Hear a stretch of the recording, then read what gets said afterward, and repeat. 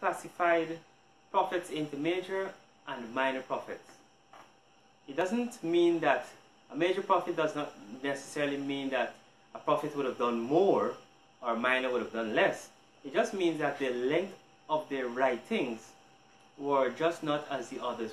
Since the major prophets wrote more, if you check the scrolls on their writings, it was more lengthy. But they were all in good standing with God. Not much was spoken about the upbringing of Hosea, the prophet.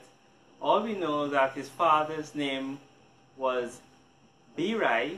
He was a man of God, he was respected, and he basically practiced what he preached. Now, Hosea heard from God, and God told him that he was to go and marry, or rather, he should go and marry a prostitute. Yes, that's right. A prostitute, or they would have said in the olden days, a harlot. And the question is, why did God ask him to do this? And why did he actually do it? Hosea's lifestyle was geared towards pleasing God. Now there was a motive behind this particular act. Hosea's name means salvation. So from the very get-go, Hosea had a particular purpose. Hosea's lifestyle with the harlot who God told him to marry was basically synonymous of God's relationship with the Israelites. So after the union or the marriage to this prostitute who later became his wife, they bore 3 children, 2 boys and 1 girl. The first was a boy, and his name was Jezreel. The term Jezreel has signified a particular event in Israel's history. God gave him that name because the Bible tells us, because God will punish the house of Jehu for the massacre at Jezreel. So it had a significance of something that was done that God was not too pleased about. The second child that he got was a girl, and her name was Lo Ruhamah. And that's in chapter 1 verse 6, you will see that, which means not loved. And then the third child was Lo Ami in chapter 1 verse 8 to 9, which means not my people. So imagine this, Hosea now living a lifestyle where he's going around the place, where he's calling his children a name, and the people around him, his neighbors, his friends, his family, they all are looking and saying, why are you giving these? You think of the weirdest name you can possibly conjure in your mind, and you call someone else that. So he was in a situation whereby he called his children, we could only assume that he called his children a given name, and everybody will, it raised heads and caused everyone to remember that particular event. So his life basically was lived so that the people around can hearken to God, so that they can be sensitized as to these issues that were in the past, to know how God felt about them, as in the case of the second child, not loved. Remember, as in the case of the first child, what happened at the massacre at Jezreel, and as in the third child, not my people. So it was a clear message. So just as how Hosea was in that relationship with that prostitute, the prostitute signifies or represents Israel and their disobedience to God. So we can only assume that being in a relationship with a prostitute or a harlot, how that roller coaster, that type of on and off of relationship, whereby the harlot, or in this case Hosea's wife, prostituted herself to different people, different men.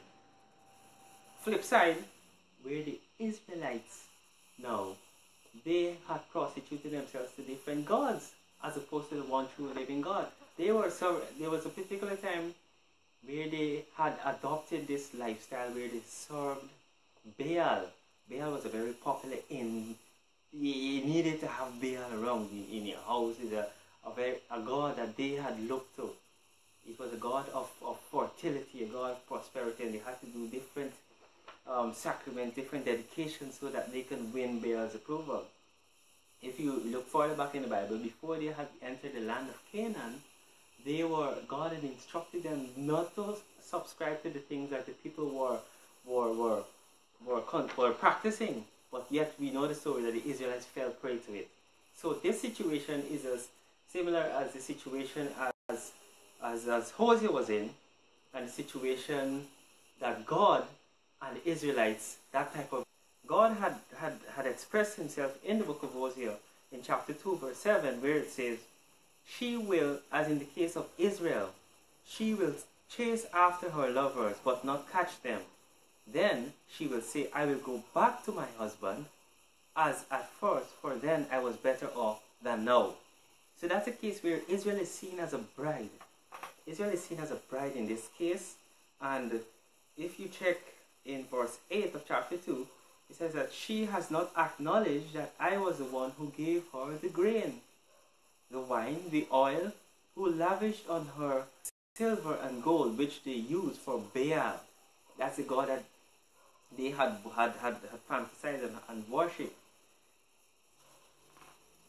In verse 9 of chapter 2, it says, I will take back my wool and linen intended to cover her naked body. That speaks of shame as well.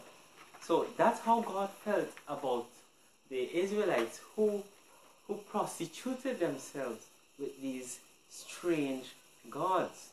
And then it goes on to say that she burned incense. In verse 13 of chapter 2, she burned incense, she meaning Israel, she burned incense to Baal. She decked herself with rings and jewelry and went after her lovers, but she forgot, declares the Lord. So, but the thing about it is this. So we understand it's a roller coaster relationship whereby the female of Israel is going after these persons. But then there's God, even though he's angry, even though he's jealous, he still has that love. He still has that love for the bride. He still has that love for his people. If we check in chapter 3 verse 1, hear what God is saying to Hosea. The Lord said to me, as Hosea is speaking, go show your love to your wife again. Though she is loved by another man and is an adulteress, love her as the Lord loves the Israelites, though they turn to other gods. So you understand what is happening there. So the same thing, the way in which God treats us, that is what he's asking for Hosea to do with this promiscuous woman, to go love her, to find her. And then it says, and now Hosea is saying in verse 2 of chapter 3, so I bought her for 15 shekels of silver and about a homer and a letech of barley.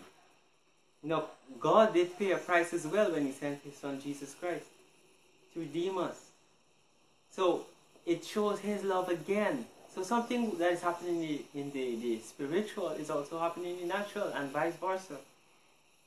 And in verse 3 of chapter 3, Hosea told her, you are to live with me many days. You must not be a prostitute, be intimate with any man, and I will behave the same way towards you. In chapter 2 verse 23, just to conclude, it says, I will show my love to the one I called not my people. I will say to those called not my people, you are my people. And they will say, you are my God. So isn't God good? So we understand that God loves us.